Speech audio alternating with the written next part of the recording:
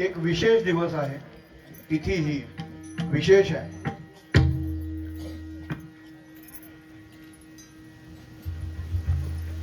फाल्गुन वद्य द्वितीया. काय विशेष आहे? आजच्या दिवशी जवळ तुकोबारा हे सदेह वैकुंठाला गेले. लोकांना खरं वाटत नाही. बरेच लोक म्हणतात हे असं कसं शक्य आहे. आपल्यासाठी अशक्य आहे. ज्ञानी महात्म्यांच्यासाठी, अवतारी महापुरुषांच्यासाठी करील ते काय नोहे महाराज.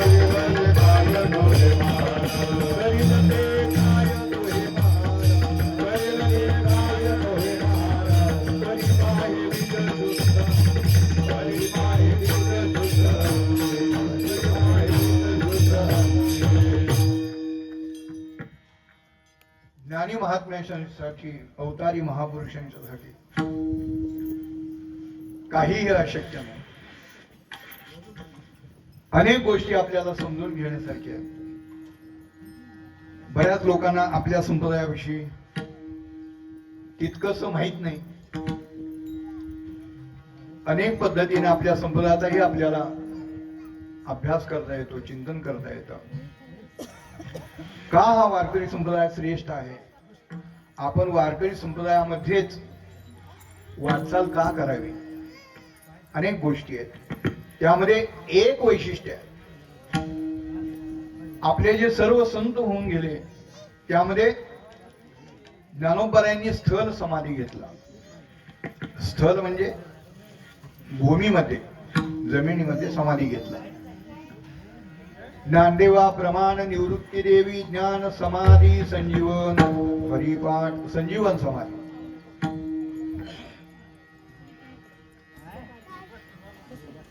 नाथ महाराजांनी जल समाधी घेतली.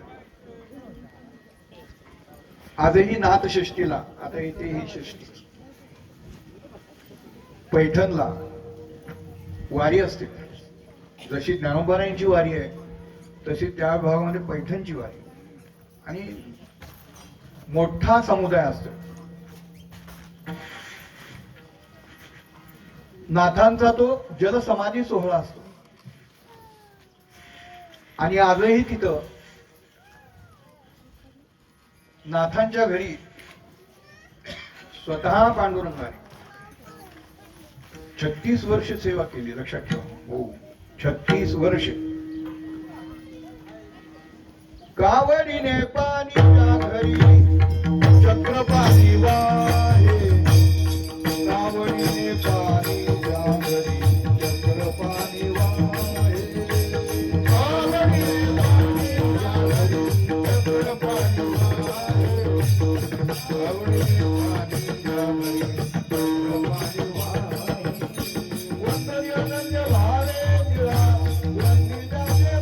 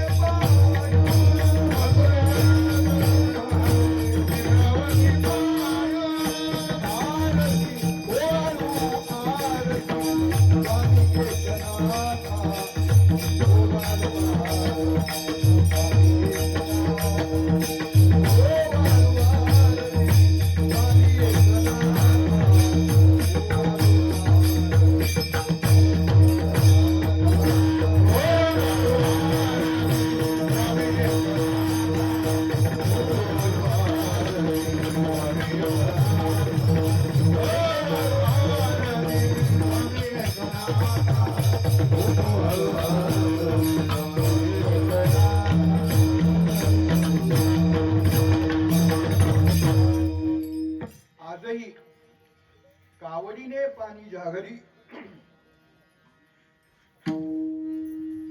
चक्रपाणी वाहे. कावड घेऊन स्वतः देव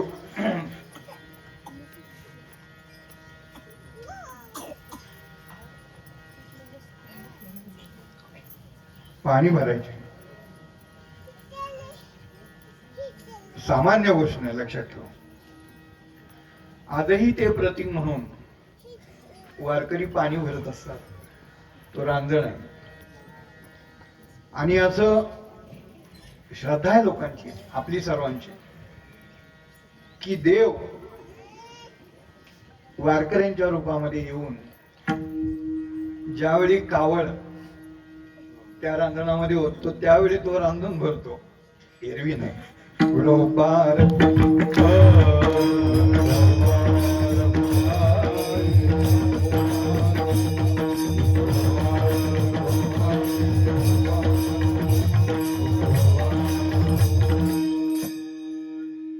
नाथांचा जल समाधी आहे, मुक्ताबाईंचा तेज समाधी आहे. बरं का, लक्षात ठेवा. मुक्ताबाईंचं ज्यावेळी निर्याण झालं त्यावेळी आकाशामध्ये अशी 20 लख आणि मुक्ताबाई मुक्त झाल्या. असं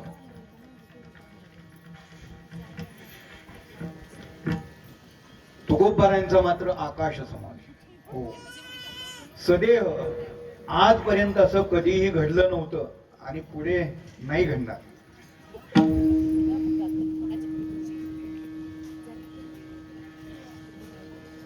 बऱ्याच लोकांना खरं वाटत नाही, पण संतांची प्रमाण आहे. गेला तो विमानी बैसोन, गेला तो विमानी बैसोन,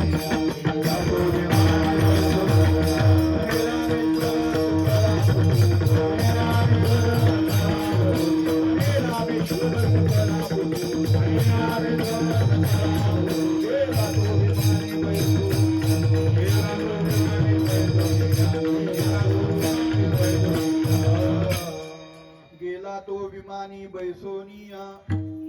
हे लिहिलंय रामेश्वर भट. अगोदर त्यांचे कट्टर शत्रू आणि नंतर निस्सीम भक्त. लक्षात ठेवा. हो,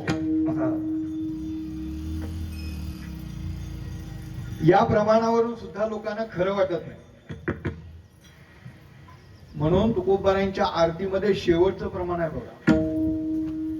प्रयाण काळे देवे विमान पाठविले,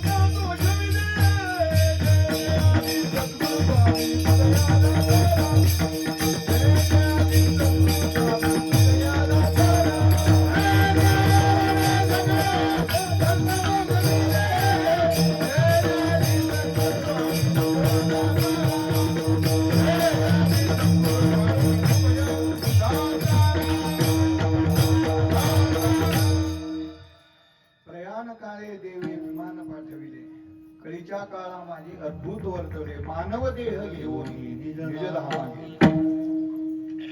यावर आमची श्रद्धा आहे की तुकोबराय हे आजच्या दिवशी सदेह वैकुंठाला गेले देहासहित. असा महत्वपूर्ण दिवस, बीजेचा उत्सव, आणि त्या निमित्ताने आजची सेवा आहे. आज दोन प्रकारे योग आहे. एक कालापन आहे आणि दुसरा बीज आहे. म्हणून दोन्हीही विचार आपल्याला थोडक्यात करून वेळेमध्ये पुष्पवृष्टी करून सर्वांना प्रसाद वगैरे या गोष्टी होईल. सर्वांनी सहकार्य करा, सर्वांनी सेवेमध्ये सहभागी व्हा. विडोबार कुमार.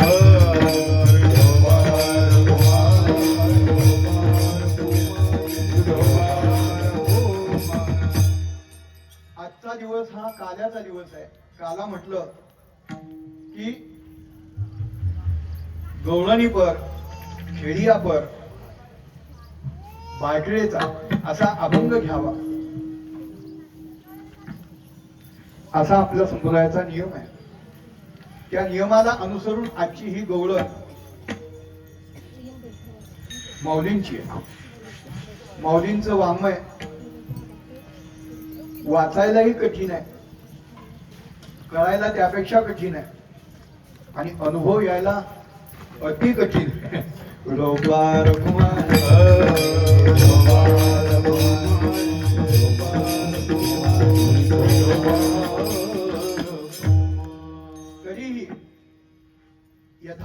आपण या अभंगाचा विचार करायचा आहे.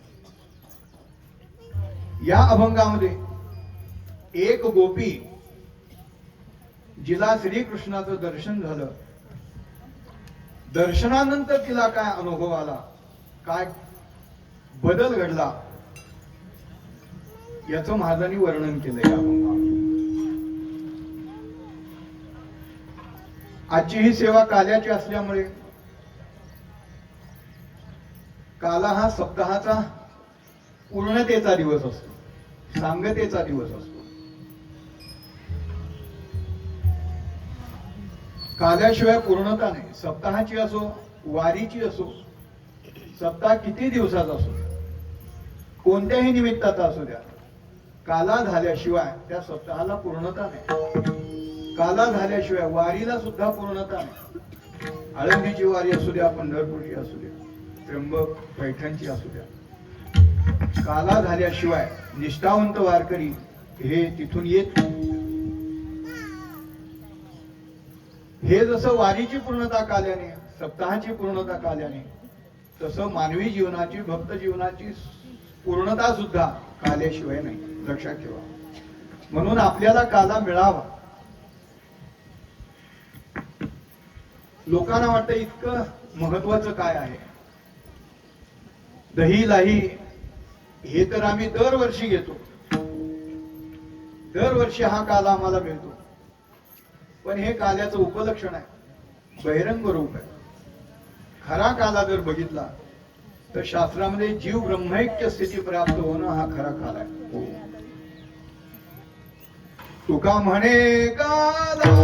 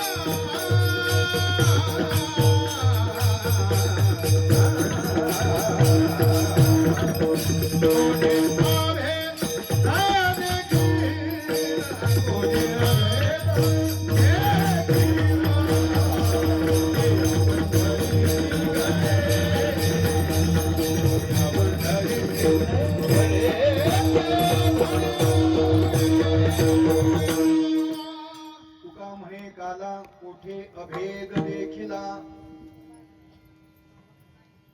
भेद स्थिती निघून गेली पाहिजे आणि अभेदाची स्थिती आली पाहिजे.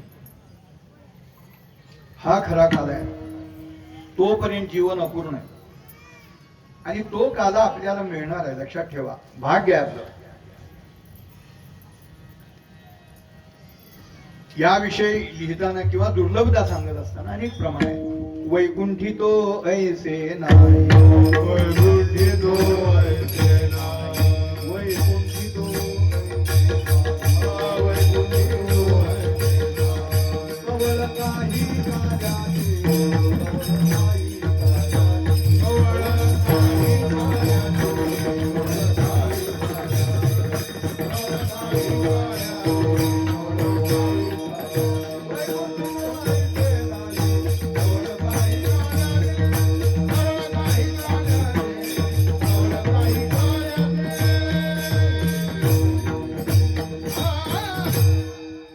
वैकुंठी तो ऐसे नाही कवळ काही काल्याचे.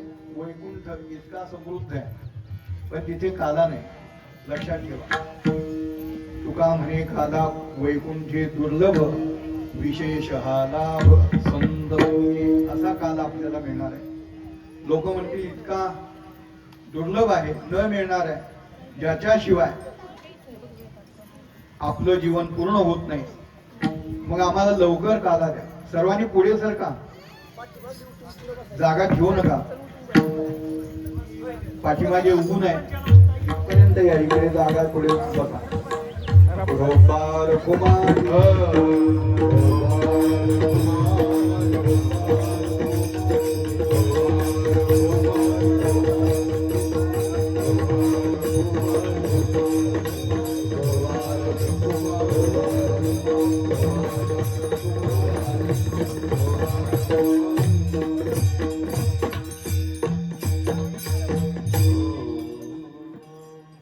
लवकर काला मिळणार नाही. लवकर पुढे या. इकडे येऊन बसलं तरी चालेल.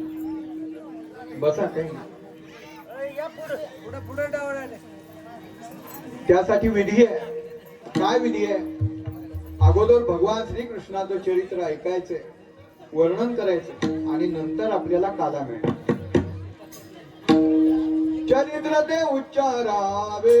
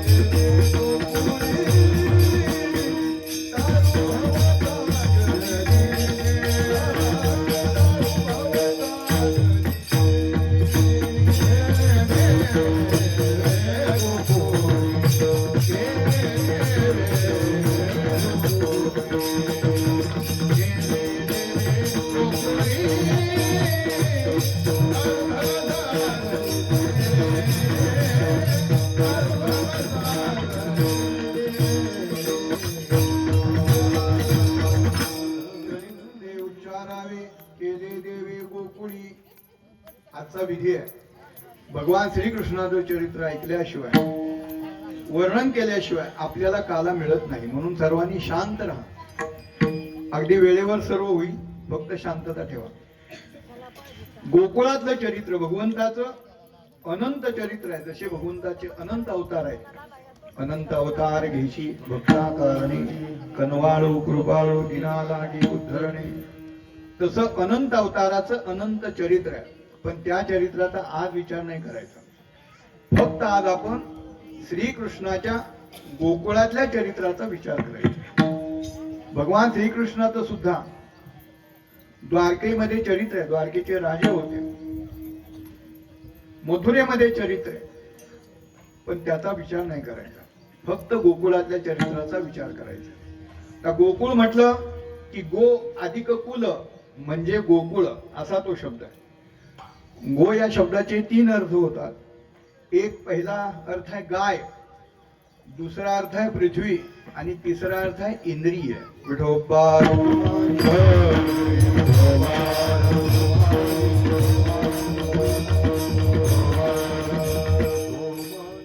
गायींचा समूह ज्या भागात भरपूर विपुल प्रमाणामध्ये, त्या भागाला गोकुळ म्हणायचे. आणि गायी भरपूर असल्यामुळं दही दूध तूप लोणी भरपूर. आता मोठे मोठे गोटे आपण ऐकतो. किती गायी आहेत म्हणे? 500 गायी आहेत. मोठा गोठा ऐकतो आपण. मी अजून 500 गायीचा गोठा बघितला नाही अजून. पण गोकुळामध्ये एका गोपाळाकडे लाखोंच्या संख्येनं गायी. गर्ग संहिता असा एक ग्रंथ आहे. त्यामध्ये हा भाग आलाय. म्हणजे तिथं मोठ्या मोठ्यांची संख्या लिहिली. 9 नंद होते गोकुळात. म्हणजे ह्या पदव्या आहेत बरं का. हे जसे हे चेअरमन आहे, हे पाटील आहेत, हे सरपंच आहेत, हे असं ह्या ज्या पदव्या आमदार आहेत, खासदार आहेत, कोण आहे, तसं ह्या तिथल्या पदव्या 9 नंद, 9 उपनंद, 5 वृषभानू, 2 वृषभानवर आणि 1 नंदराज असं. आता नंद कुणाला म्हणायचं, म्हणजे 9 नंद होते की नाही, नंद 9 लाख गाई ज्याच्याकडे त्याला नंद म्हणायचं. आता 9 लाख गाई बघा. उपनंद 5 लाख गाई ज्याच्याकडे त्याला उपनंद म्हणायचं. 5 वृषभानू होते, कुणाला म्हणायचं वृषभ, 25 लाख गाई ज्याच्याकडे त्याला वृषभ.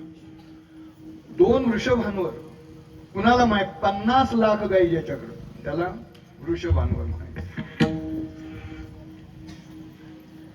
आणि नंदराज शेवटची पदवी 1 कोटी गाई यांच्याकडे. असे नंदराज भगवान श्रीकृष्णाचे वडील होते, लक्षात ठेवा. रोपार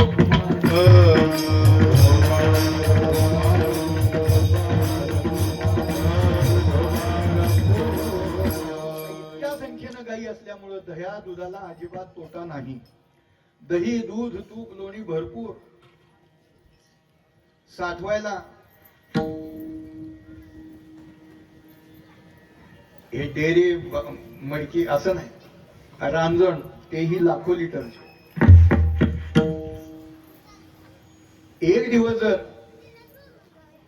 दही विकलं गेलं नाही, दूध विकलं गेलं नाही, तर ते ठेवायचं कुठं हा प्रश्न निर्माण व्हायचा. राहिलेलं यायचं आणि नवीन निघालेलं ठेवायचं कुठे. त्यामुळं गोकुळामध्ये दुधाला गिराईक नाही, दह्याला गिराईक नाही, तुपाला गिराईक नाही. विकत पण पिकत नाही तिथं विकतं, पिकतं तिथं विकत नाही. त्यामुळं गोकुळवासियांचा एकमेव व्यवसाय, रोजचं काम, निघणारं दही, दूध, तूप, लोणी घ्यायचं आणि मार्केटला जायचं. जसं आपण वडूरला बाजारला जातो, आणि तेही बाजारच्या दिवशी. आता तर रोजच बाजार भरतो वाटतं. तसं मथुरेमध्ये ते दही, दूध, तूप, लोणी विकायला न्यायचं. आणि येणाऱ्या जो काय मोबदला व्हायचा त्याच्यावर तिखट, मीठ, मुलांची शिक्षण, आपलं घर चालवायचं, असा त्यांचा उदरनिर्वाह. लोक म्हणतात या दही दूध विकणाऱ्या, गायींची धार काढणाऱ्या त्या सामान्य गोपी असाव्या. पण शास्त्रामध्ये लिहिले, त्या जाण वेद गर्भीच्या श्रुती, श्रुती रूपे नोहे मत प्राप्ती. वेदाच्या श्रुती गोपींच्या रूपानं गोकुळामध्ये अवतीर्ण झालेल्या अशा त्या गोपी रोजचा त्यांचा दिनक्रम ठरलेला ब्रह्ममुहूर्तावर उठायचा. ब्रह्ममुहूर्त म्हणजे दिवसाचे 4 मुहूर्त आणि रात्रीचे 4 मुहूर्त. 3 ते 6 पहिला मुहूर्त, 6 ते 9 दुसरा, 9 ते 12 तिसरा आणि 12 ते 3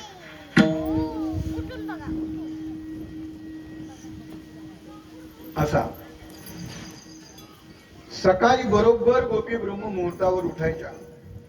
प्रातकाळी प्रहर, रात्री उठल्या गौरणी.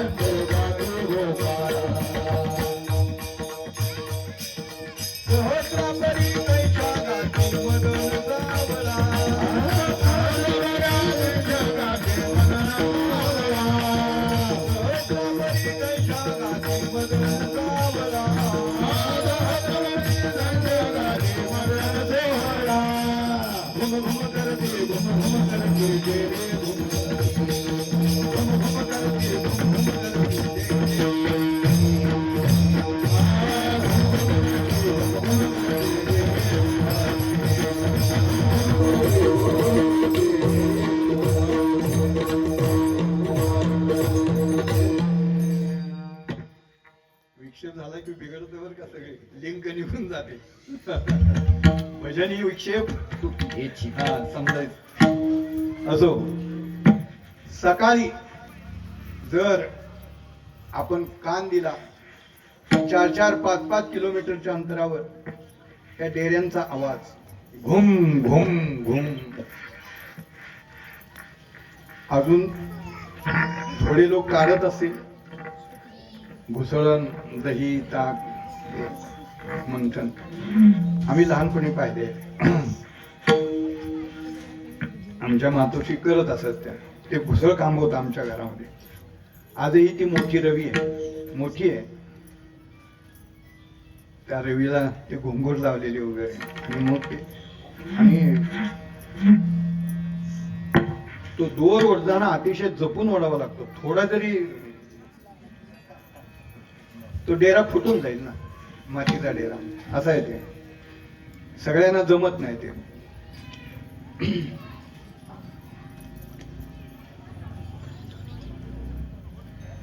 घुम घुम असा 4-5 किलोमीटर अंतरावर तो आवाज. आणि मग ते दही, दूध, लोणी घ्यायचं. सगळ्या गवळणी जमून समूहानं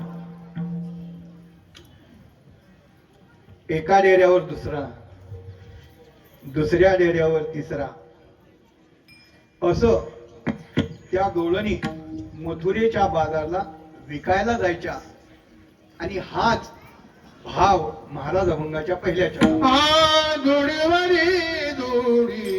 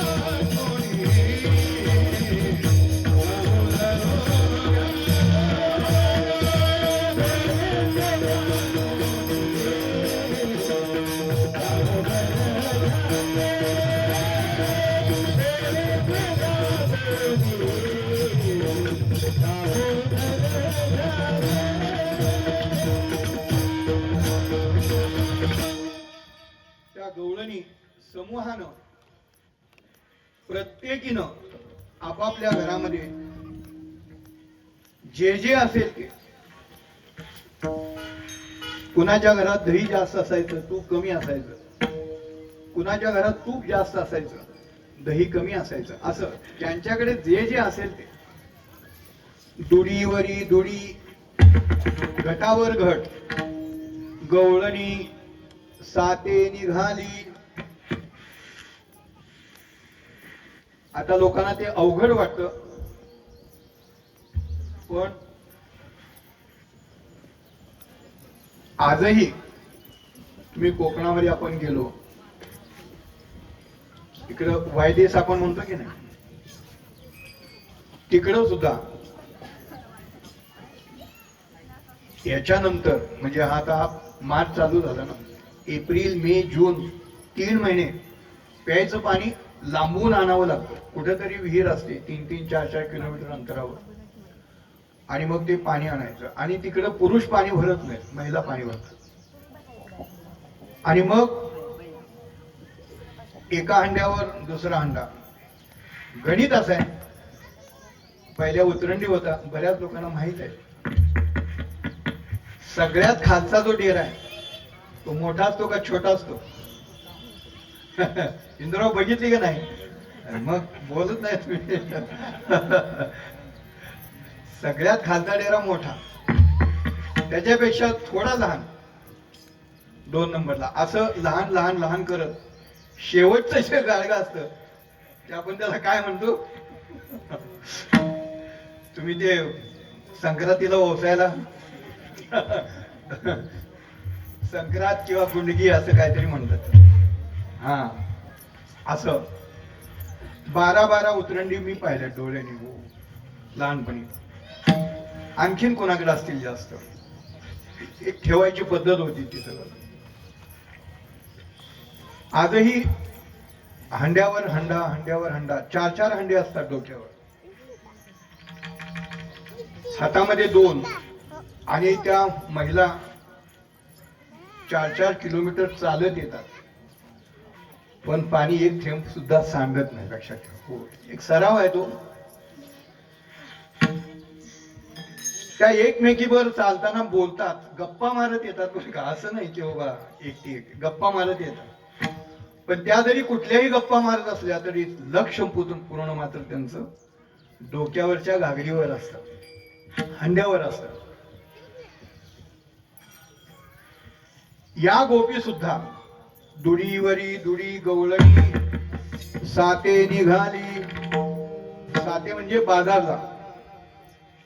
आता त्या गवळणीमध्ये सगळ्या सारख्या वयाच्या, सारख्या अधिकाराच्या नव्हत्या. बालांनी त्यांचे अधिकार पण लिहिलेत गाथेमध्ये. कोणी सुन कोणी लेकी,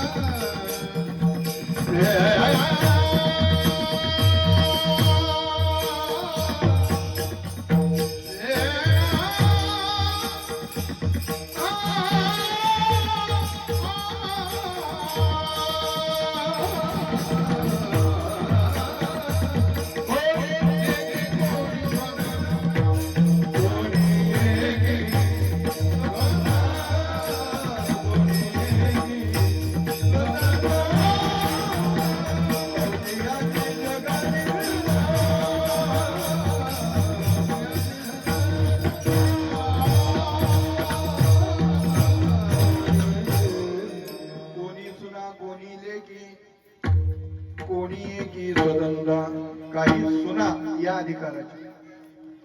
सून म्हणजे काय? पूर्ण परतंत्र जीवन.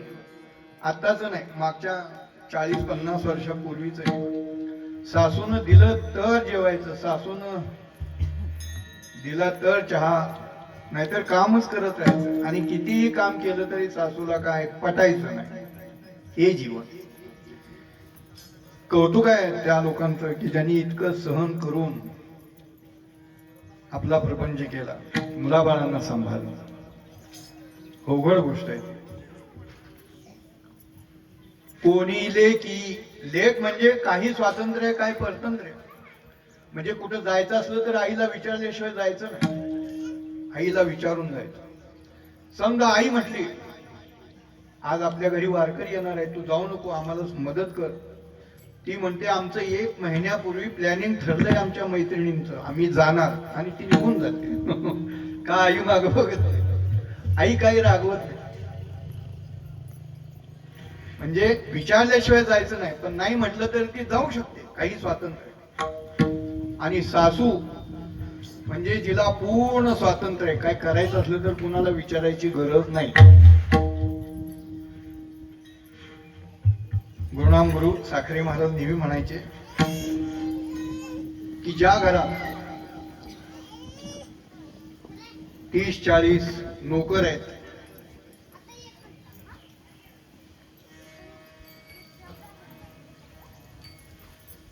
नोकर चाकर हे ज्याच्या ताब्यात म्हणजे आज्ञेत, तो मालक, त्या घराचा मालक, तो सांगतो तू हे करायचं, तू हे करायचं, तू हे करायचं, तो मालक.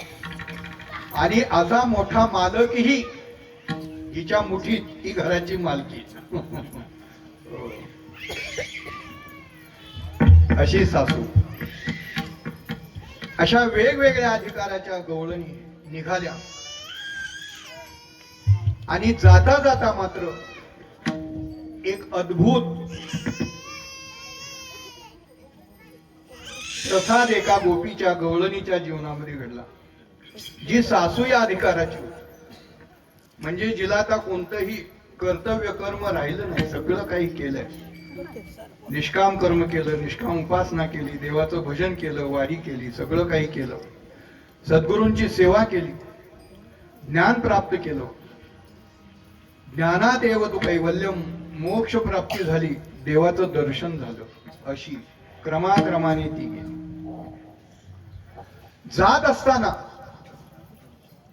या पूर्ण अधिकाराच्या गोपीच्या अंतःकरणामध्ये भगवान श्रीकृष्णाची अभिव्यक्ती झाली. भगवान श्रीकृष्णाचं दर्शन झालं. केलं दर्शन कधी होईल सांगता येत नाही. बरं, अक्रूराला पाण्यात दर्शन घडले. बरं, अक्रूर ज्यावेळी श्रीकृष्णाला न्यायला आणले, पाण्यामध्ये दर्शन घडले. कधी दर्शन घडेल सांगता येत नाही. म्हणून आपण प्रत्येक क्षणी तयार असलं पाहिजे. हे देवा, मला तू दर्शन दे, अशी तयारी पाहिजे. तयारी म्हणजे काय? चांगले कपडे घालायचे, चांगलं नटायचं, मेकअप करायचा, असं नाही. हा मेकअप चालत नाही. मनातला मेकअप लागतो देवाला. हो, तुका म्हणे चित्त करारी निर्मळ,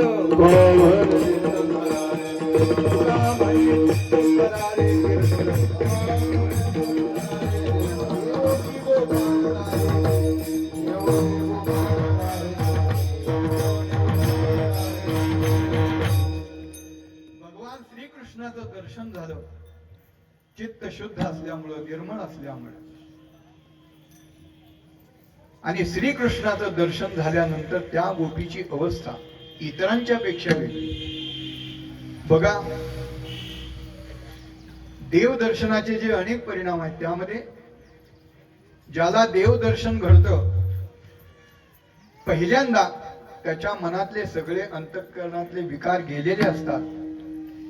जिकडं तिकडं आता त्याला देवाशिवाय दुसरं काही दिसत नाही, असं लिहिलंय शास्त्रामध्ये. आदो ब्रह्मास्मित्यानुभव उदिते, खल्विदम ब्रह्म पश्चात होईल झाला अंगे, देव जो आपण तयासी हे जन अवघे देव, लादले गे माय आता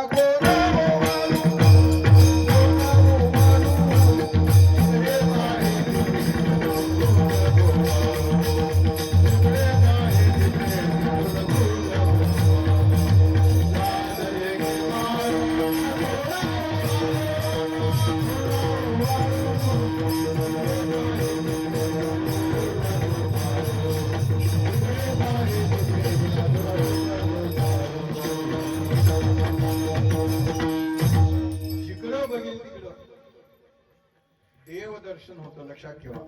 नाथांना गाढवामध्ये देवाचं दर्शन झालं, रामेश्वराचं दर्शन झालं. अनेकांचे चरित्र आहेत, अनुभव आहेत. ती गोपी भगवान श्रीकृष्णाची अभिव्यक्ती अंतःकरणामध्ये झाल्यामुळं जिकडं तिकडं तिला भगवान श्रीकृष्णाचं दर्शन व्हायला लागलं.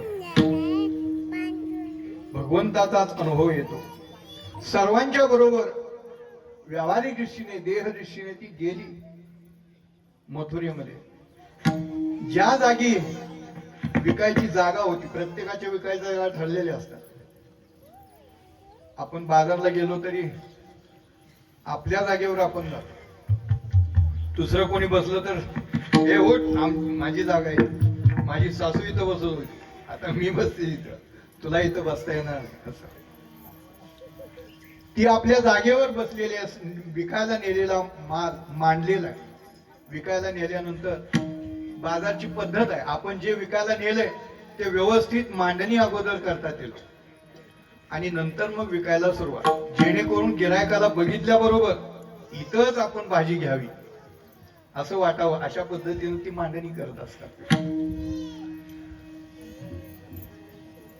माल आपला चांगला लवकर विकावा, चांगला मोबदला मिळावा म्हणून काही लोक आरोळी देतात बाजारामध्ये.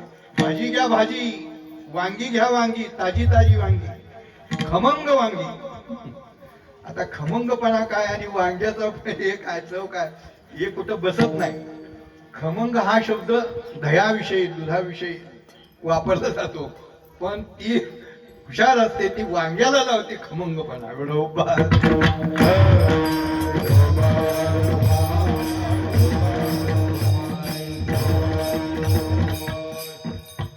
अशी आरोळी तुमच्या आमच्यासारखे घ्यायला गेलेले, अरे मग ते जिकडून आरोळी येते तिकडं जातो, माल घेतो. ही गोपी माल मांडल्यानंतर आपला माल लवकर खपावा, चांगला मोबदला मिळावा म्हणून रोज म्हणत होती, दही घ्या, तूप घ्या, दूध घ्या, ताजं ताजं तूप आज काढलेलं, लोणकडी तूप असं म्हणतात, गावरान तूप असं. तसंच ही गोपी सुद्धा रोज म्हणायची, दही घ्या, तूप घ्या, पण आज मात्र गवळणी गोरस म्हणून विसरली. ती दही घ्या, दूध घ्या म्हणायला विसरली. तो दही घ्या, दूध घ्या असा उच्चार तिच्या तोंडातून निघतच नाही. मग काय म्हणते अभंगाच्या दुसऱ्या चरणात, गोविंद घ्या कोणी,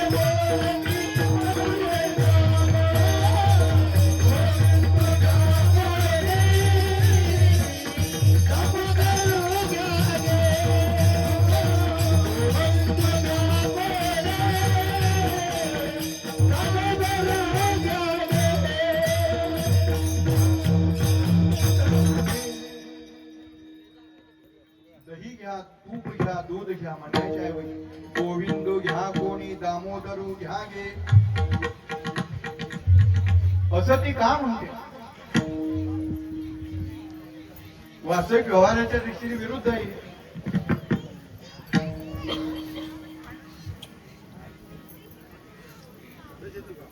नियमामध्ये बसत नाही. जे नेलंय त्याला आरोळी दिली पाहिजे.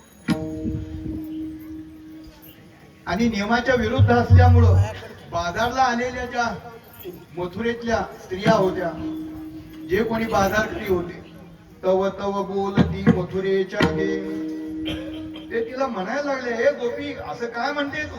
काय तुझी तब्येत बरी नाही का? तुला थंडी वाजते का? ताप आलाय का? काय झालंय काय? आणलंय दही दूध, बोलते गोविंद घ्या, दामोदर घ्या, कृष्ण घ्या. तव तव बोलती मथुरेच्या गे, असं का ती म्हणते? याचं उत्तर महाराज अभंगाच्या 3ऱ्या चरणामध्ये. गोविंद गोरस एक नावा, गोविंद गोरस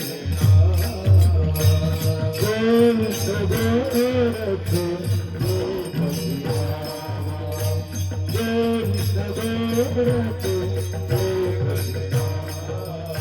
गोरस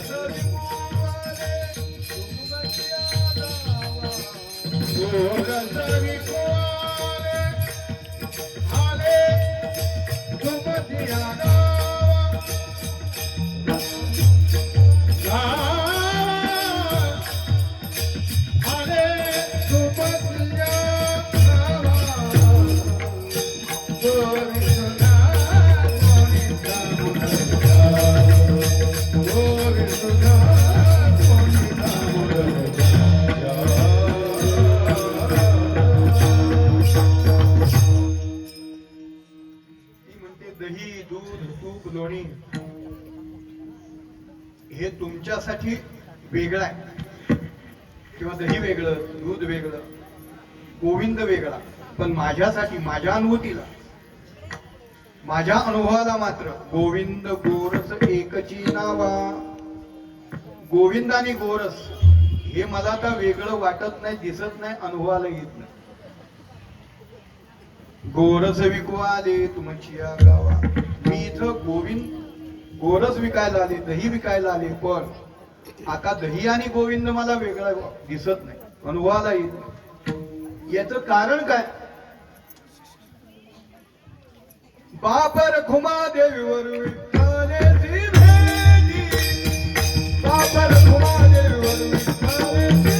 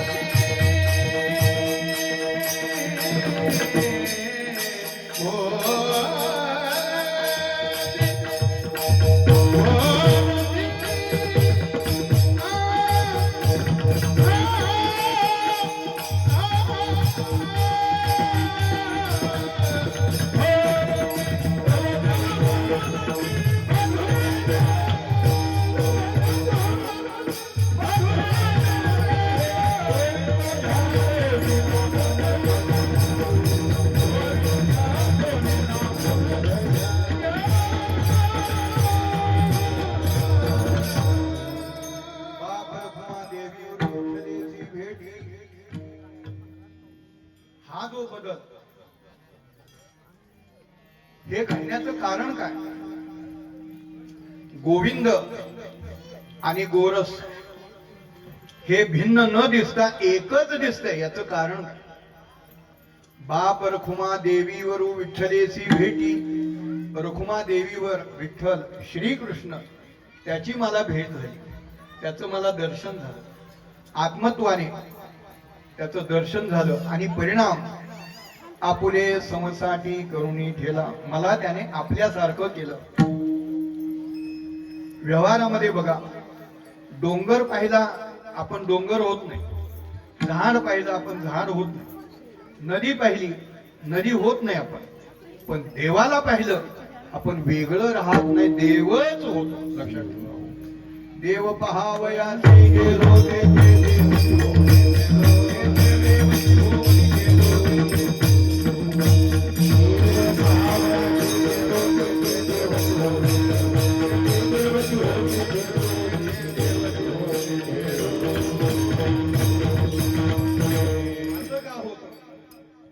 आपलं स्वरूप आहे, प्रत्येकाचं स्वरूप आहे. लक्षात ठेवा. म्हणून ज्या दिवशी आपण देवाला पाहतो त्या दिवशी भक्त आणि देव यांच्यामध्ये भेद राहत नाही. भक्त हा देवरूप ज्ञानी तो आत्मा माझा असेल.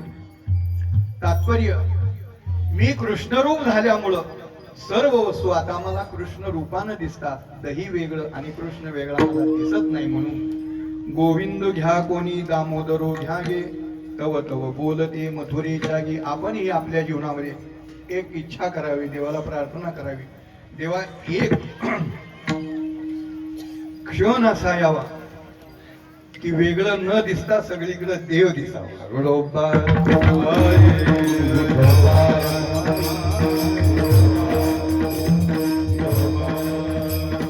हे कधी घडेल? ज्या दिवशी आपल्याला साक्षात सगुण साकार परमेश्वराचं, श्रीकृष्णाचं, पांडुरंगाचं दर्शन होईल त्या दिवशी. एरवी नाही घडणार. म्हणून ते दर्शन होण्यासाठी आपण प्रयत्न करायचे, प्रार्थना करायची, साधना करायची, भजन करायचंय, भक्ती करायची. अशी ही भक्ती, शुद्ध भक्ती सर्वांच्याकडून होऊन भगवान श्रीकृष्णाचं, पांडुरंगाचं सर्वांना दर्शन घडून सर्वांचं जीवन परिपूर्ण व्हावं अशी देवाला प्रार्थना करूया. यथामती अभंगाचं चिंतन झाले. संप्रदायाच्या नियमाप्रमाणे एकदा भजन करूया आणि पुढलेल्या थोड्या वेळामध्ये थोडासा चरित्राचा विचार आणि नंतर तुकोबारायांच्या सदेह वैकुंठ गमनाचा विचार. सर्वांनी भजन करा.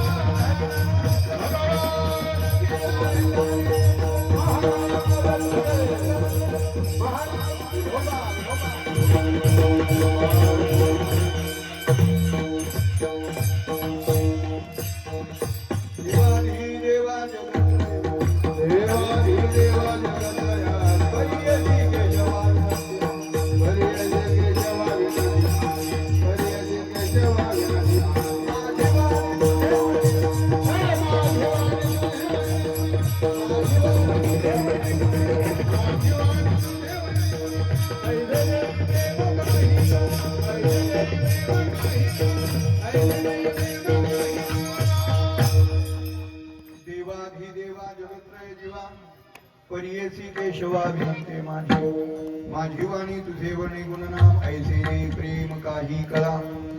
भगवंताचं चरित्र अनंत आहे. नवल केवळे केवळे नकळे कामोबाचे केवळे. तरी संत वाङ्मयाचा आधार घेऊन थोडासा विचार. भगवान श्रीकृष्ण कारागृहामध्ये देवकीच्या पोटी अष्टमी तिथी 8वा अवतार देवकीच्या पोटी 8वे 8 वर्षाची मूर्ती असं सगळं 8 8 8 अवताराला आले. 8 वर्षाचे भगवान. देवकीला आश्चर्य वाटलं, देवा अरे या रूपात जर तुला बघितलं तर कोण म्हणेल तू माझा मुलगा आहे. शैशव भव लहान हो. भगवान लहान झाले, मांडीवर खेळतात. भगवंताने सांगितलं मला तुम्ही इथे ठेवू नका. जणी कंसासी कळेल माझ्या बाळासी मारील. जशी सात मारली तसं मलाही मारेल. मग गोकुळाला न्या. नंदाच्या घराला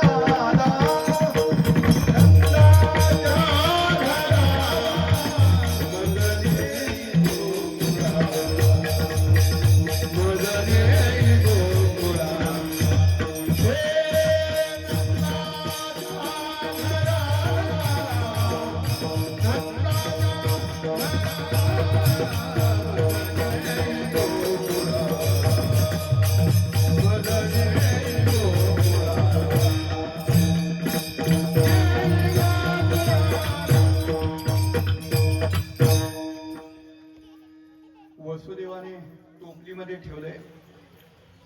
घेऊन निघाले. सगळे पहारेकरी वगैरे त्यांना झोप लागलेली आहे. दाराची कुलप वगैरे सगळे उघडली. यमुना मातेनं प्रतिबंध केला. भगवंताने डाव्या पायाचा अंगठा लावून दर्शन दिलं. गोकुळामध्ये ठेवलं. गोकुळामध्ये भगवान हळूहळू मोठे व्हायला लागले, रांगायला लागले. आता लवकर पुढे गेलं पाहिजे. रांगायला लागले भगवान. कसे रांगत होते याचाही मोठा विचार आहे. तळवे तळ हात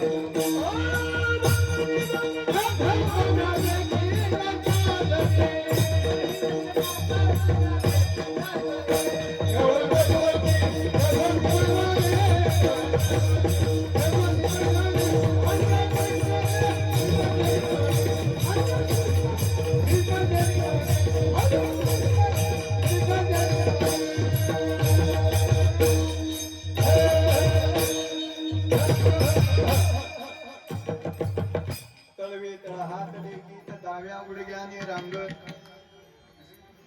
काही लोक आम्हाला म्हणतात अहो महाराज काय एवढं कौतुक सांगताय, आमची पोरं अशीच की रांगतात. आपल्या मुलांच्या रांगण्यात आणि देवाच्या रांगण्यात खूप फरक आहे. देव दोन्ही तळवे जमिनीला लावून जणू पृथ्वी मातेचं सांत्वन करीत होते की आता मी आलोय, थोडी कस होत ह्या सगळ्या दुष्टांचा मी नायनाट करणारच. तात्पर्य रांगायला लागले. रांगताना सुद्धा अनेक लीला आहे भगवंताच्या. रांगत रंगणी त्वरित दोन जाऊनी धरती गवळण बांधी ती चरणी तेची गाराणी यशोदे जाण नवनीत भक्षुनी नवल केले साधने कृष्ण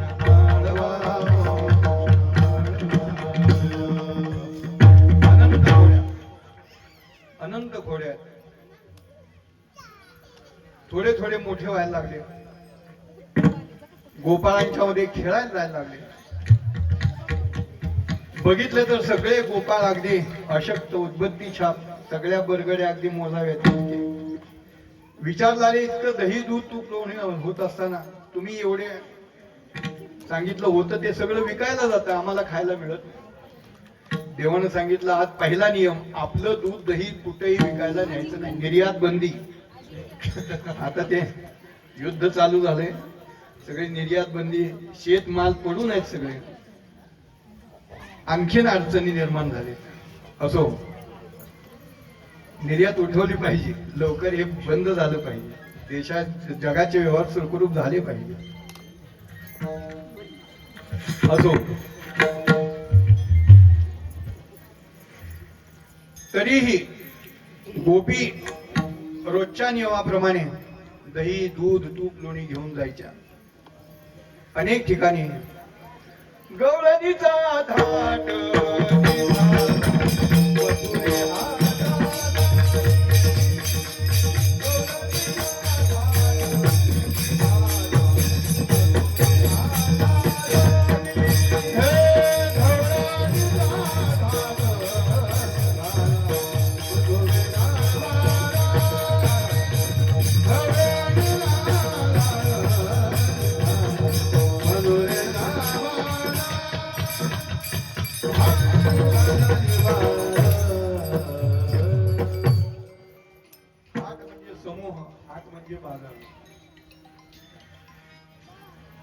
भगवान समोर झाले. सांगितलं गोपींनो माहित नाही का तुम्हाला, नियम केलाय आपला माल दुसरीकडे न्यायचा नाही, तुम्ही गुन्हा केलाय, आता तुम्हाला शिक्षा होणार. त्या गोपी विनंती करायला लागल्या, माफी मागायला लागल्या. तेव्हा आम्ही आमच्या मनानं नाही चाललो, सासुरवाशिनी आम्ही कोळणी जाऊ दे रे हरी. आमच्या सासू सासऱ्यांनी आम्हाला पाठवले, आम्ही नाही गेलो तर आम्हाला घरात घेणार नाही. बहुवेळ लागता सासू सासरे गोपतीज घरी. भगवान सांगतात काही चालणार नाही, कायदा म्हणजे कायदा. गोपी पुढे धीट होऊन म्हणतात, आम्ही बहुजनी तू एकदा शारंग पाणी दिससी येथे, हृदय मंदिरी ठेवून तू ते जाऊ मथुरा. भगवान म्हणतात पेंद्या ह्या आशा ऐकायच्या नाही, यांचा माल यांच्याच घरात संपवल्यानंतर त्या गप्प बसतील की नाही. आजपासून नियमात बदल, रात्री 12 वाजता सगळ्यांनी जमायचं. पेंद्या म्हणतो ठीक आहे देवा जमायचं, पण मिळणार काय. भगवान म्हणतात आतापर्यंत जे मिळालं नव्हतं ते सगळं मिळणार. आधी देतो पोट भरी, आधी देतो पोट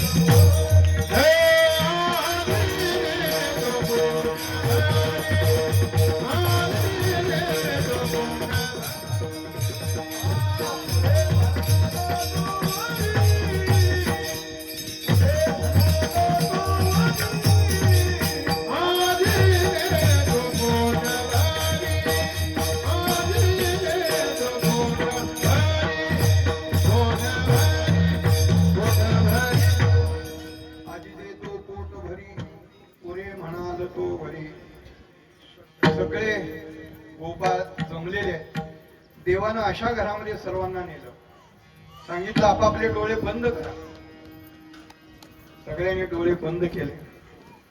योग मायेच्या सामर्थ्याने भगवंताने एका घरामध्ये नेलं, ज्या घरामध्ये लाखो लिटरचे रांजण दह्याने दुधाने तुपाने भरलेले. आता उघडा डोळे, उघडले डोळे, अरे बापरे आपण वाड्यात आलो. आता पाहिजे तेवढं खा, ज्याला जे आवडतं त्यानं ते खायचं. सगळं गोपाळांनी खायला, अगदी आ केलं तर दही दिसेल एवढं खाल्लं. काही लोक जिलबी एवढी खातात, जिलबी एवढी खातात, आ केलं की ते जिलबीची कांडी दिसते. एवढं खायचं नाही काही. सांगितलं आता देवा बस, आजच्या पुरतं बस झालं. जवळजवळ 12-10 झाले, राहिलेलं पुढच्या वर्षी. आता काय करायचं, त्या कोपऱ्यातल्या काट्या घ्या आणि सगळे रांजण फोडून टाका. फोडून टाकले, दह्या दुधाचा सगळा सडा त्या घरामध्ये. तेव्हा आता काय करायचं, कुंडलिक वरदा मोठ्याने म्हणून सगळ्यांनी पडून जायचं, आता माझी जबाबदारी. कुंडलिक वरदा केल्याबरोबर त्या गोपी जाग्या झाल्या. पाहतात तर एवढी नासाडी दुसऱ्या कुणाचं काम नाही, हे कृष्णाचं काम नाही, दुसरं कोणी एवढं धाडस करणार नाही. प्रत्येकीनं जायचं, आपली तक्रार यशोदा मातेला सांगायची. यशोदा पहिल्यांदा ऐकायलाच तयार नाही. माझा कृष्ण खोड्या करतो, मुळीच शक्य नाही. बाळस गुणगुणाचे जाने ग बाळस गुणगुणाचे जाने, बाळ दिसतंय गोजिरवाणे गे, बाळ दिसतंय गोजिरवाणे.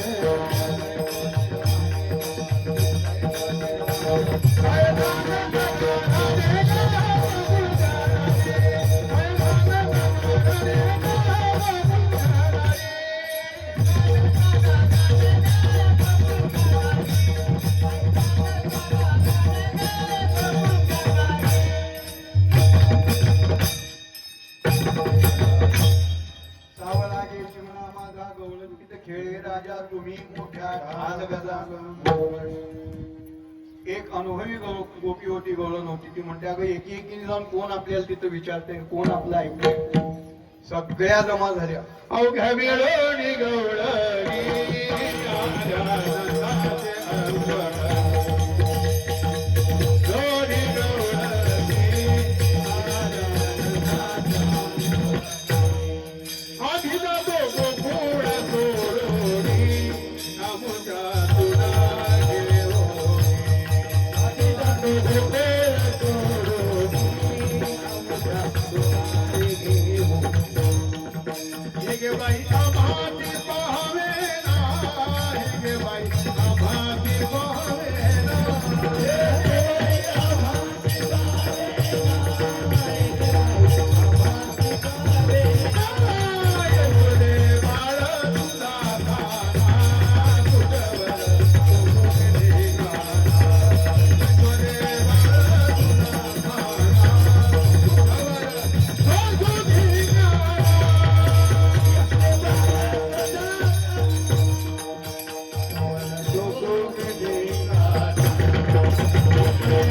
बाळ तुझा काना, तुझ्यावर सोडून गाना.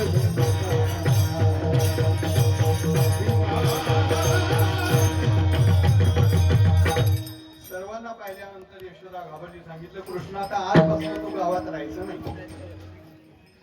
देवाची आई होती ती.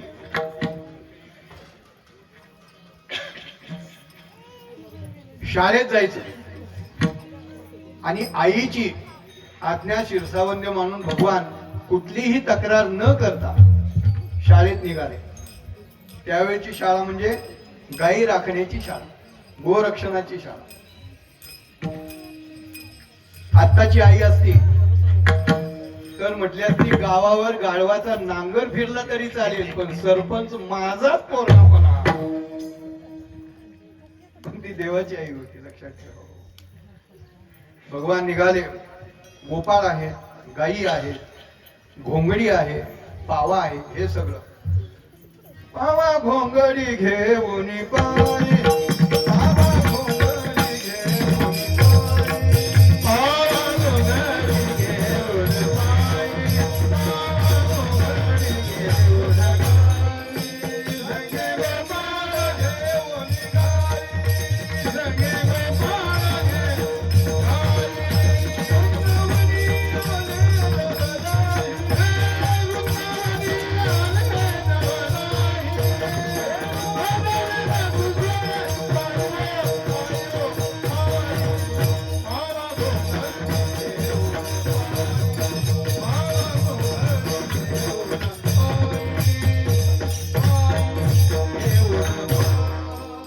पावा घोंगडी गायी गोपाळ सर्वांना एकत्र केलं. निघाले भगवान वृंदावनामध्ये. वृंदावन हा परिसर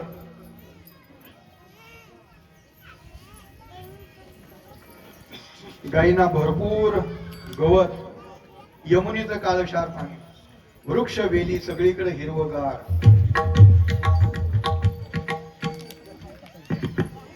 गायींना भरपूर चारा मिळायचा आणि पोट भरल्यानंतर गायी झाडाखाली बसायच्या आणि भगवंतांना वेळ मिळायचा. या वेळामध्ये दोन प्रकारची लीला, एक वेणुवादनाची लीला, भगवान सुंदर पावा वाजवायचे, आणि दुसरे खेळ. वेणुवादनाच्या लीलेमध्ये सांगितलंय, वृंदावनी वेणू कवनाचा मै वादे, वेणुनादे गोवर्धन उच्च पसरोनी मयूर कबीरा, मज पाहता भासती यादव राजे, वृंदावनी वेणू कवनाचा मै वादे. परिणाम असा व्हायचा, यमुना जल स्थिर स्थिर वाहे, रविमंडळ चालता स्तब्ध होय, शेष कुर्म वराह चकित राय, पाळा स्तन देऊ विसरण. इतके परिणाम. आहारे सावळिया कशी वाजवली मुरली, वाजवली मुरली, मुरली वाजवली मुरली.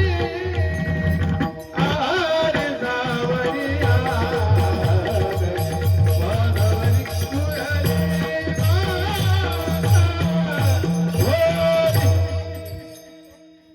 सुंदर अशी मुरली वाजवायची.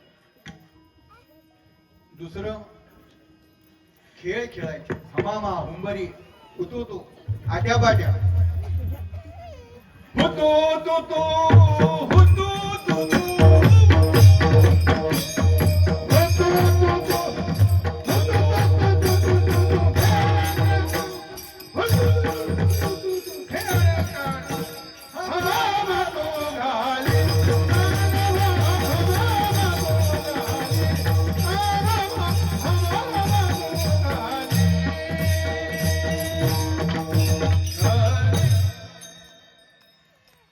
वारीलाही ऐकलं पाहिजे. असो अनंत प्रकारचे खेळ. सर्व काही झाल्यानंतर पेंड्याने देवाकडे तक्रार केली, देवा आता 12-20 झालेत, खांदी भार पोटी भूक, काय खेळायाचे सुख. देवाने खेळ थांबवला, सर्वांना एकत्र केलं. आपली गुणातीत शिदोरी सर्वांच्या शिदोऱ्यामध्ये मिसळलेली आहे आणि भगवान आता सर्वांना काला देणार आहे. स्वतःच्या हातात घ्यारे घ्यारे दही भात आम्हा देतो पंढरी नाम. असं तत्पूर्वी ज्या संतांनी आपल्याला हे शिकवलं त्या संतांचं एकदम मोठ्या प्रेमाने भजन करायचं. ज्ञानेश्वर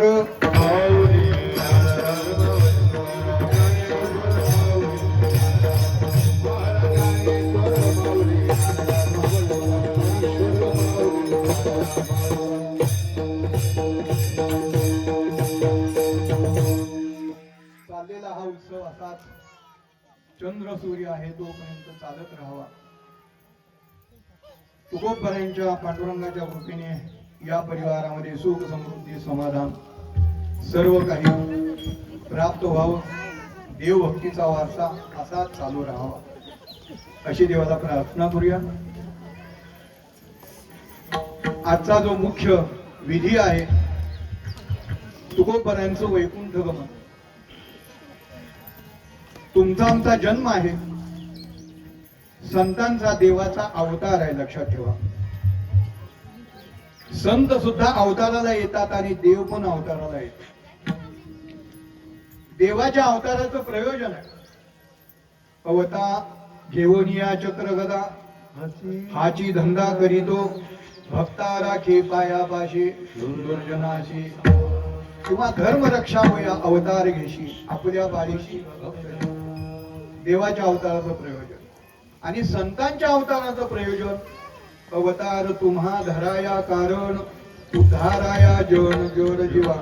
तुमचा आमचा उद्धार करण्यासाठी संत अवताराला येतात, कार्य घेऊन येतात, कार्य झाल्यानंतर स्वेच्छेने निघून जातात. लक्षात ठेवा. असं तुकोबार आहे. प्रत्येक युगामध्ये अवतार येतात, लक्षात ठेवा. कारण नामदेवरायांनी एका ठिकाणी लिहिलंय, सौयुगाचा भक्त नामा उभा कीर्तन, पाठीमागे डोळे झाकून उभी गेली.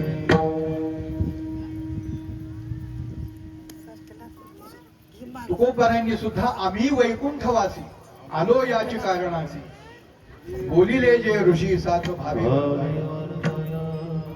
असे तुकोबारा कार्य घेऊन आले.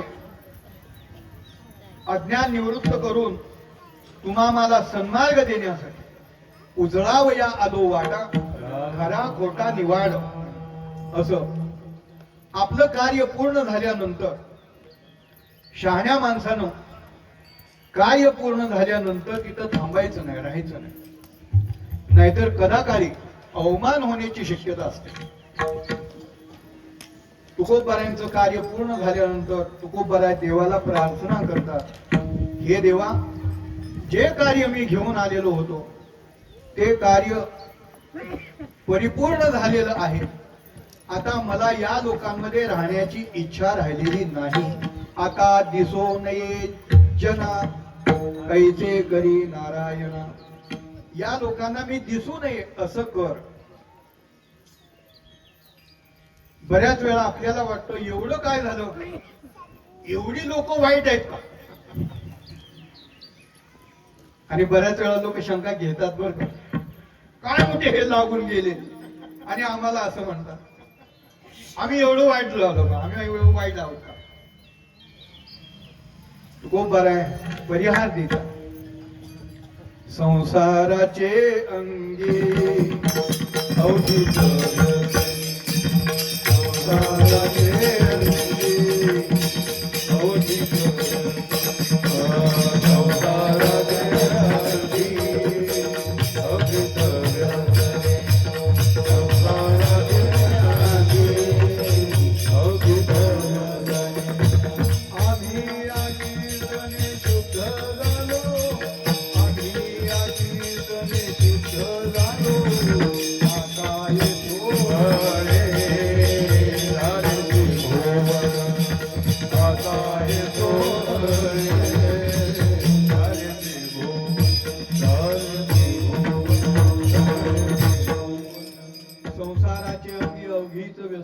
व्यसने म्हणजे दोष.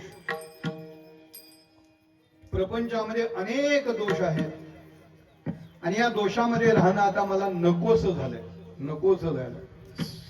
सर्व संगी वीट आला एकला तू आवडसी. जगताविषयी लिहिलंय, रज्जू सर्पाकार भासयले जगदंब. हे जगत रज्जूवर भासलेल्या सर्पाप्रमाणे खोट मला दिसायला लागले, खोट माझ्या अनुभवात आलंय. म्हणून मनोनी आवडती पाय घेतो अलाय बलाय. म्हणून देवा तुझं स्वरूप मला आवडतंय, म्हणून आता इथं राहण्याची माझी इच्छा राहिलेली नाही. तुकोबार आहे, देवाला विनंती करतात. नंतर जसं आपण न्यायाधीशाकडून काम व्हायचं असेल तर पहिल्या पट्टेवाल्याला विचारावं लागतं. जे कोर्टामध्ये जातात त्यांना माहिती आहे.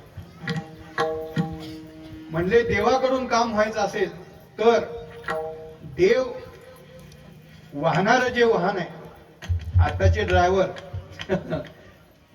त्या साहेबांचं सगळं ते अर्ध काम तेच बघत असतात. गरुडाचे पायी ठेवी वेळोवेळा डोई वेगे आणावा तो हरी मददिना ते उद्धरी. गरुडाला प्रार्थना केली. गरुड म्हणतो माझी काही तक्रार नाही, पण देवाचे पाय आईसाहेबांच्या हातात, पाय लक्ष्मीच्या हाती तिसी यावे काकुळती. लक्ष्मीला प्रार्थना केली. आईसाहेब म्हणतात माझंही काही नाही, पण ज्या पलंगावर ते झोपले विराजमान आहे तिथून त्यांना उठावंसं वाटत नाही. तुका म्हणे शेषा जागे करा ऋषिकेशा. आणि अशा प्रकारे भगवंताला जागं करण्यात आलं, आठवण देण्यात आली. पुन्हा करवी आठवण. निरोप कोणाकडेही द्यायचा नसतो, आपल्या विश्वासातला माणूस असतो त्याच्याकडे निरोप द्यायचा असतो. नाहीतर आपण देतो निरोप एक आणि तो सांगतो एक, त्याचा परिणाम वेगळा होऊन बसतो. आता जास्त बोलायला वेळ नाही.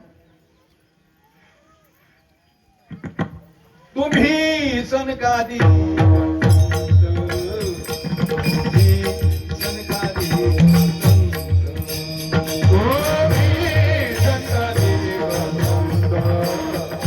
तुम्ही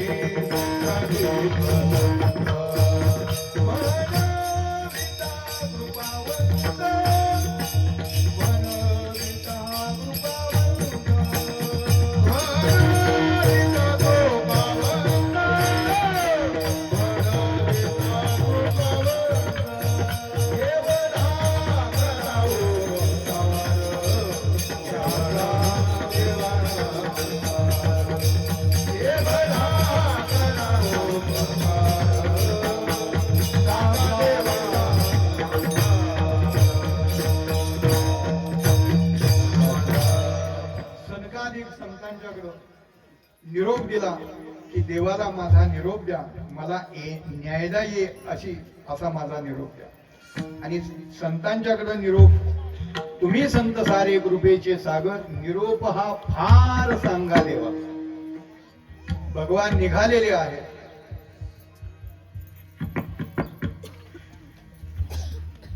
शंख चक्र हातामध्ये आहे, गरुडावर विराजमान झालेले आहे आणि भगवान स्वतः तुकोबारायांना न्यायला देहू गावामध्ये आलेले आहेत. येताना जसं विमान लांबून आलं तरी आवाज येतो ना आपल्याला, त्याप्रमाणे गरुडाच्या पंखाचा आवाज, गरुड करी फडत्कारे, नाभी नाभी म्हणे त्वरे, असं प्रमाण आहे. त्या गरुडाच्या पंखाचा आवाज यायला लागल्याबरोबर तुकोबारायांना आनंद वाटला, खूप आनंद वाटला. साक्षात भगवान जसजसं जवळ येतात तसतसं भगवंताला पाहिल्यानंतर तुकोबारायांना आपल्या कार्याचं परिपूर्णत्व झालं, माझा जन्म सफल झाला असा अनुभव आला. पण आता देव आपल्याकडे आलेत, आपण त्यांचा पाहुणचार केला पाहिजे, स्वागत केलं पाहिजे. जावाय पाहुणा आल्यानंतर कसं स्वागत असते, त्या सासूला काय करू आणि काय नको, एवढं बळ कुठून येतं त्यावेळी कोण असतो. मी क्षमा मागून बोलतो बर का, पण आहे प्रमाण आहे. नाकीचा मोठी केवी घाण, राखी जावयाचा मान, मुलगीच राहायची असते त्या घरात. असो तुकोबाराय समोर झालेले आहे, भगवंताचं दर्शन घेतलंय, भगवंताला आपल्या घरी घेऊन निघाले. पाहुणे घरासी आजी आले ऋषिकेशी, काय करू विचार, खूप मोडके जर्जर. आता काहीतरी नाश्ता केला पाहिजे की नाही. आता पोहे जास्त होतात, जिकडं जाईल तिकडे लवकर होतात. इकडं दरदरीत पाण्या, माझी रांदिलेल्या कण्या जिजाबाई साहेबांनी ठेवल्या. भगवंताने आवडीनं ते पाहुणचार तुकोबारायांचा घेतला. मुखशुद्धी तुळशी दळ, आपण बडीशेप देतो. मुखशुद्धी तुळशी दळ, तुका म्हणे मी दुर्बळ. आणि अशा प्रकारे पाहुणचार झाला. तुकोबारायांची निघण्याची वेळ जवळ आली. गावातले, देहू गावातले सगळे लोक जमा झाले. तुकोबाराय सर्वांना आवाहन करतात, तुम्ही सर्वांनी माझ्या बरोबर चला. वैकुंठ झाला, पण कोणी यायला तयार नाही. ते म्हणतो आलो असतो, पण आता ज्वारीची सुगी जवळ आली, आलो असतो पण हरभरा काढायला आलाय. प्रत्येक जण आपापलं कारण सांगतो. तुकोबारायांना माहित होतं, प्रपंचात अडकलेली माणसं देवाकडं आली तरी प्रपंचाचं गाराणं घेऊन येतात, देवासाठी कोणी येत नाही. सर्वांना तुकोबाराय शेवटचा निरोप देतात. सकळ ही माझी बोलवण करा, परतोनी घरा जावे तुम्ही. सर्वांनी तुम्ही मला निरोप द्या, माझी बोलवण करा. आतापर्यंत जर तुमच्यामध्ये राहत असताना, बोलत असताना काही कठीण, तुमच्या मनाविरुद्ध, तुमच्या मनाला लागेल असं काय बोलणं झालं असेल तर मला क्षमा करा.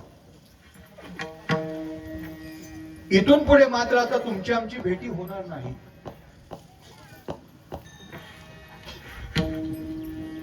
आपलं हे शेवटचं बोलणं आहे असं तुकोबाराय लोकांना सांगतात. लोक म्हणतात, महाराज असं काय करता, आम्ही एवढे तुमच्या बरोबर राहिलो, एवढा आनंद घेतला, आम्हाला जाताना काहीतरी आशीर्वाद द्या. लोकांना वाटतं महाराजांनी आशीर्वाद द्यावा आणि आमचं सगळं चांगलं व्हावं. पण तुकोबारायांनी आशीर्वाद दिलाय बघा, कर्म धर्म तुम्हा असावे कल्याण, घ्या माझे वचन आशीर्वाद, तुम्ही चांगलं करा, चांगलं होईल. तुकोबाराय आले, सर्वांना सन्मार्गाचं, भक्ती मार्गाचं वळण लावलं. आपलं कार्य पूर्ण झाल्यानंतर देवाच्या सोबत निघाले. जात असताना नियमाप्रमाणे काळ आडवा आला. तुकोबारांनी आपला डावा पाय काळाच्या माथ्यावर दिला. जगा काळ खाय आम्ही माथा दिला पाय. आणि काळाच्या माथ्यावर पाय देऊन तुकोबारा गरुडावरती आरूढ झाले आणि सदेह वैकुंठाला श्री पांडुरंगाच्या सोबत निघालेले आहे. महाराजांनी गाथेमध्ये उल्लेख केलाय. जातो आता आम्ही कृपा सोद्यावे. जातो आता आम्ही कृपा सोद्यावे. फुलवाला फुलवाला सकळाचा पारे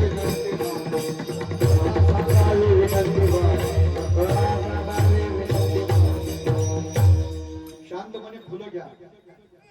एकाला फुल दिलं की बाजूचे 4-5 लोकांना ते द्यायचं, म्हणजे मग जास्त वेळ लागत. जातो आता आम्ही हे फक्त संत म्हणू शकतात बर का, आपण नाही म्हणू शकत. आपण कधी जातो आपल्यालाच कळत नाही कळत. बऱ्याच ठिकाणी काही लोकांनी संकेत दिले बर का की बस आता माझा हा शेवटचा दिवस आहे, थोड्या दिवस आहे मी तुमच्यामध्ये, असं काही लोक बोलले. पण मी आत्ता निघालो असं क्वचित उदाहरण आहे.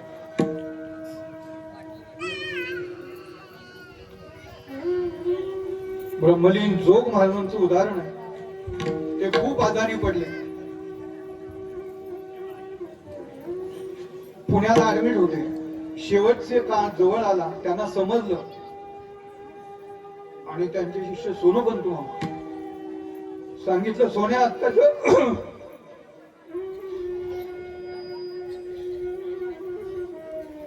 आत्ता मला आनंदीला नाही. मामाने टांगा केला आणि मोठ्या पादुकापासून जो महाराज विचारायचे, सोन्या आपण कुठं आलो? मला मोठ्या पादुकापासून. हा ठीक. पुढे आलो. कुठे आलो? पुलावर आलो, तो दगडी पूल. आणि पुलावरून टांगात आल्यानंतर आता मी जिंकलो. इंद्रायणीचं पाणी घेऊन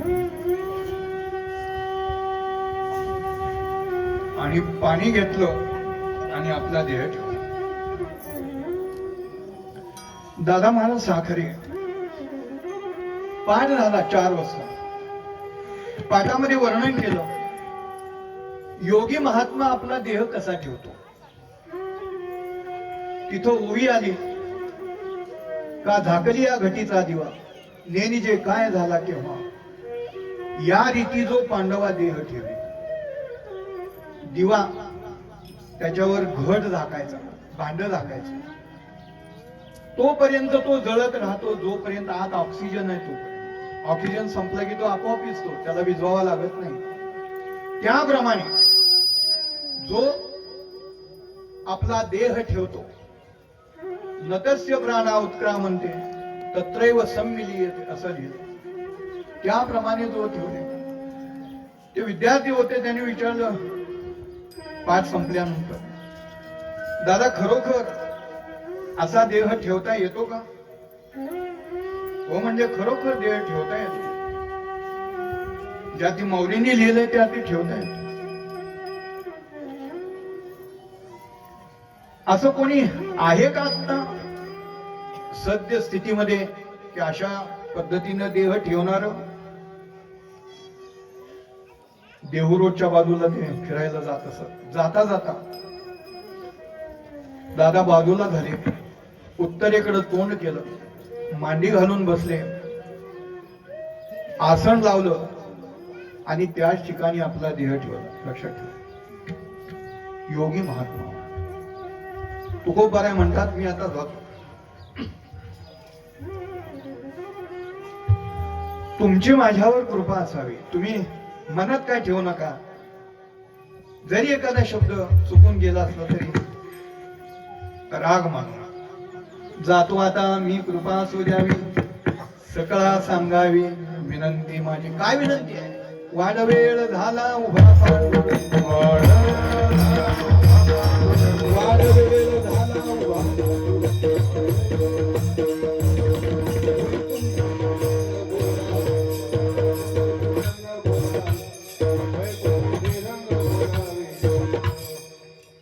खूप उशीर झालाय. देव येऊन वैकुंठाला मला बोलावतो आहे, नेण्यासाठी आलाय. म्हणून जास्त वेळ करू नका. असं सर्वांना तुकोबाराय सांगतात. आणि शेवटी अंतकाळी विठो माझी पावलांगणी.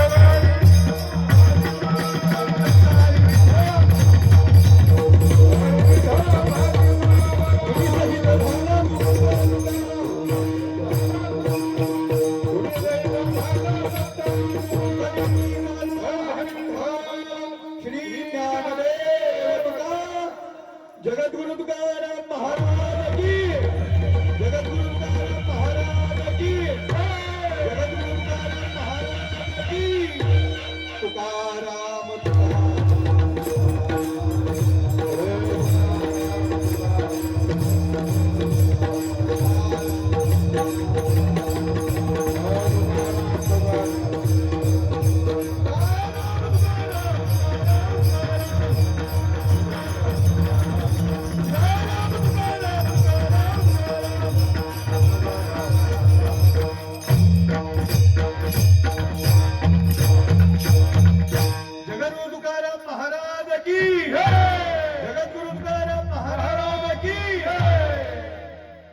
अशा पद्धतीनं श्री पांडुरंगाच्या सोबत गरुडावर विराजमान होऊन जगद्गुरु तुकोबाराय सदेह वैकुंठाला गेले. तुकोबारायांची सेवा, तुकोबारायांचं दर्शन, तुकोबारायांचा उपदेश आम्हा सर्वांना सतत घडून आपलंही त्यांच्या जसं जीवनाचं सार्थक झालं तसं आपल्याही जीवनाचं सार्थक व्हावं अशी प्रार्थना करूया. अशीच अखंड सेवा या परिवाराकडून आदरणीय अशोकरावजी, त्यांची मुलं मुली, सगळा परिवार 7-8 दिवस अगदी निष्ठेने सगळं करत असतात. अखंड आशीर्वाद त्यांना प्राप्त व्हावा, पांडुरंगाची दया असावी. तुम्हा सर्वांनाही हा आनंद मिळून सर्वांचं जीवन धन्य व्हावं अशी प्रार्थना करतो. सर्वांचा आशीर्वाद घेतो. हनुमान प्रासादिक भजन मंडळ पेडगाव, आमचे प्रभू महाराज, मगर बाबा, सगळी मंडळी आहेत. सर्वांना, वडीलधाऱ्यांना आदराने नमस्कार करतो. आणि या ठिकाणी सेवेला विराम देतो. तरी न्यून्यते सरते अधिकते पुरते करून घ्यावे हे तुमचे विषय गंगोना तुमचे केले धर्म कीर्तन हे सिद्धी गेले हे तुमाजे जीवरले पायी कपन जय विठ्ठल.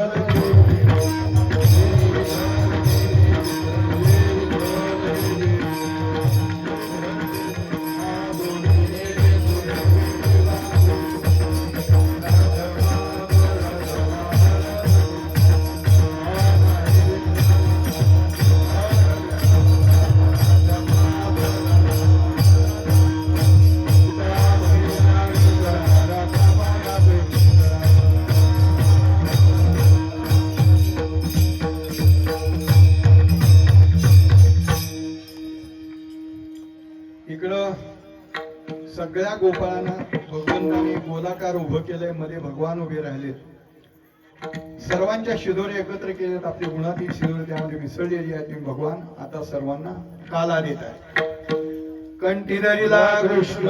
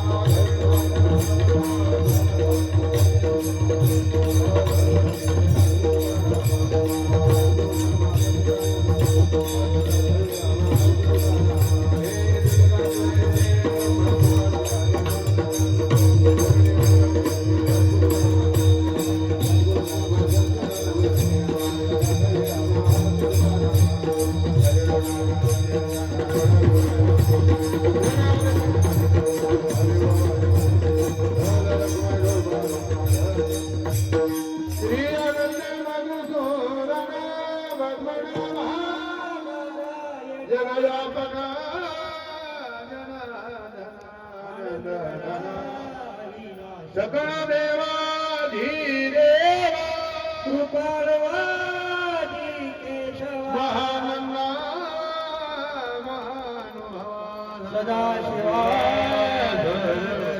चक्रधरा विश्वंभरा करुणा करुणाकरा सहस्रबाला सहस्रकरा शिरसागरा शेषनय कमलनयना कमलापती मदन मूर्ती भवदानका धन्याति देवा मनमूर्ती अगाय सगुणा निर्गुणा देवकी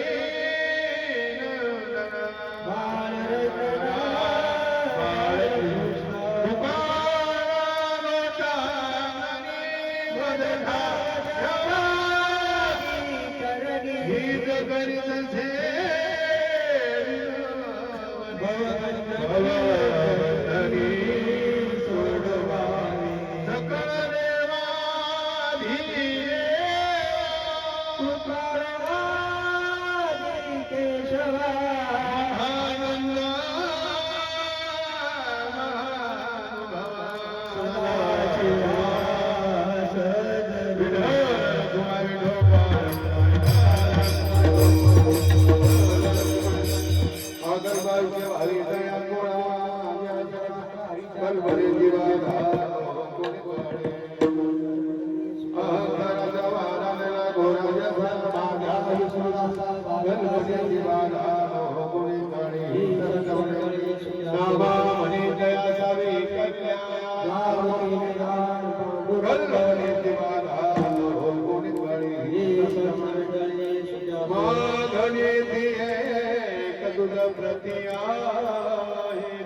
विठुल करे पाये पांडुरंगा या संतांची निरवी विठुल देवे आणि काय तुका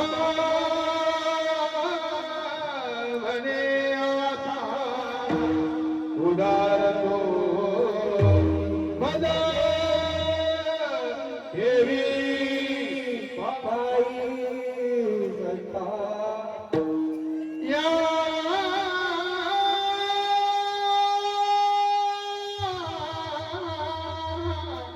संताजी निरवी हिची मज दे आणि ना तुझे काही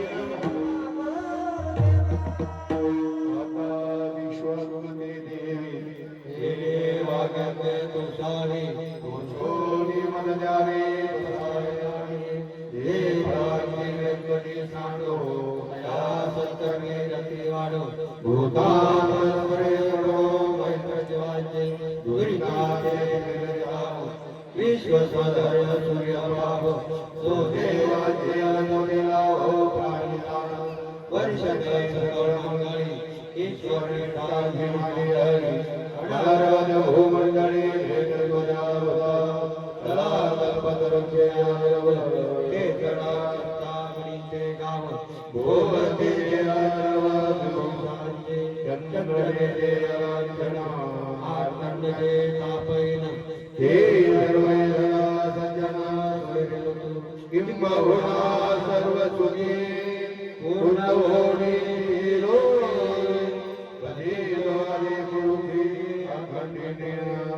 आणि गगनोपजीविये विशेष योगी दृष्टादृष्टविदे एकमने विश्वेश्वरा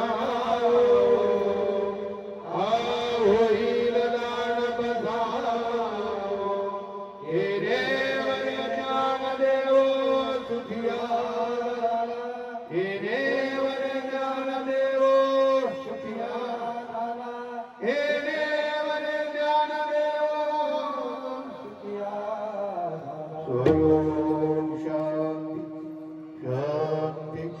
शांती ज्ञानदेव तुका